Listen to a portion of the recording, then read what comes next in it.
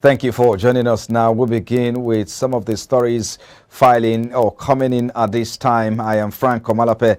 With the price of diesel itching towards 1,000 naira per litre and forcing several businesses to pack up, President Muhammadu Buhari has approved an upward review of freight rate for transporters of petroleum products. The move comes as many petroleum tanker owners have grounded their vehicles due to the high cost of diesel to ferry petrol to parts of the country. The development has led to the persistent scarcity of petrol. The revised freight rate is expected to take effect from June 1st, 2022, while still maintaining the current regulated PMS pump price of 165 naira per litre.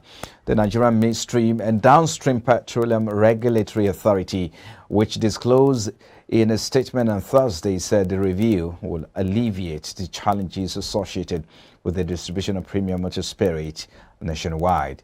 The review was necessitated by the upswing in the global price of petroleum products, especially automotive gasoline, and its implication on the cost of transporting premium motor spirit nationwide. And in the meantime, the International Monetary Fund has said that the inflation rate in Nigeria is expected to remain elevated in 2022. According to the lender, the fiscal deficit of the consolidated government is expected to remain high at 6.1% of the nation's gross domestic product, majorly due to costly petrol subsidies and limited tax revenue collections. This was contained in a statement on the IMF's website issued after meetings between an IMF team and Nigerian authorities.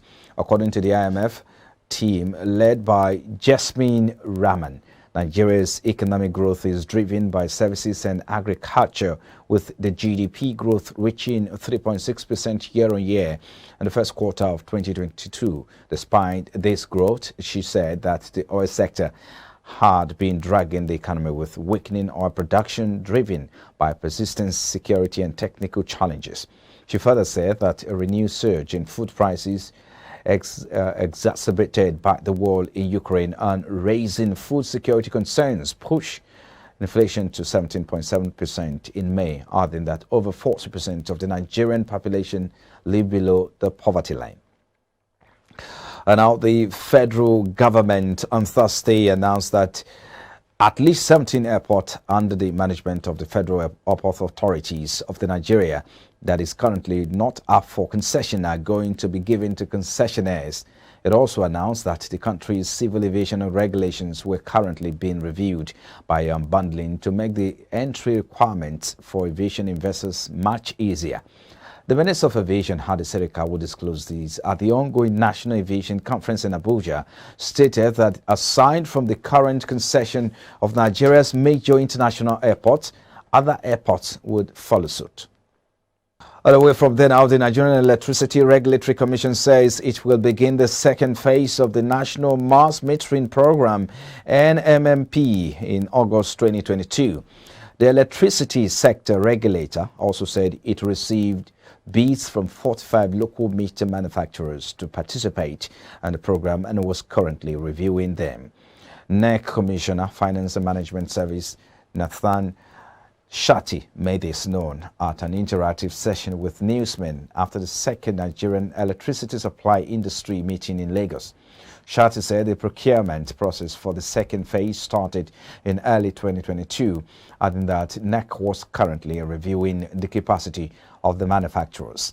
Recall that the Phase 0 of the NMPP or NMMP was flagged off on October 30, 2022, with about 980,000 electricity customers installed with free prepaid meters under the first phase. If you just join us, this is Business Now, reaching you live from iBrandTV news studios here in Lagos. On the African scene, African Export-Import Bank, Afrexim Bank, plans to disburse about $40 billion to support intra-African trade and investment in the next 5 years. The president and chairman of the board of directors of Afrexim Bank, Benedict Orama, announced these at the start of the 29th Afrexim Bank annual meetings in Cairo, indicated that last year the bank disbursed about $20 billion through its intra-Africa trade division towards the same cause. Rama said the Afreximbank had intervened to help the continent implement African solutions during challenging times, some with the support of other development partners and African institutions.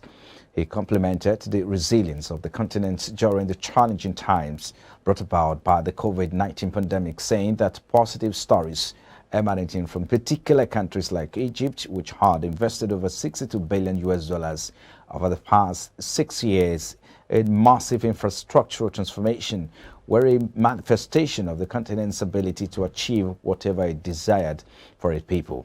He appealed for increased commitment to the bank by its shareholders, saying that a stronger Afreximbank could be one of the solid pillars on which Africa's development could be built. In the meantime, the value of foreign currency deposit in local banks stood at an all-time high of 834.5 billion shillings in April, boosted by the shilling's depreciation against the dollar and cautionary accumulation by buyers. Deposits rose by 23.4 billion shillings a month-on-month. The latest data from the Central Bank of Kenya shows a third straight monthly increase that has coincided with the weakening of the shilling to an all-time low of 117.29 units to the dollar from 113.14 at the beginning of the year. The shilling's depreciation to record lows has come on the back of a fast rising import bill that has outstripped earnings from export, diaspora remittances and the tourism sector. In the first quarter, import rose by 17% to 591.6 billion shillings from 507.5 billion shillings last year, while exports were up by 9% to 207.7 billion shillings from 191.4 billion shillings. Fuel, food and industrial goods have been the biggest contributors to the jump in import costs, reflecting the high global prices of crude oil, wheat and cooking oil, largely linked to the Russia-Ukraine conflict. Supply chain constraints as global economies contend with pent-up demand have also raised shipping costs, fueling higher inflation.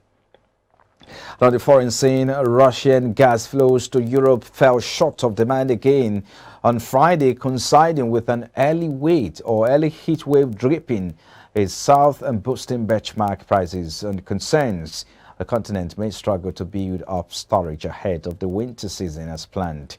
Italy and Slovakia reported receiving less than half of the usual volumes through the Nord Stream 1 pipeline, which crosses the Baltic Sea from Russia to Germany and account for around 40% of the Russia pipeline flows to the European Union. France reported it was receiving no Russian gas from Germany since June 15.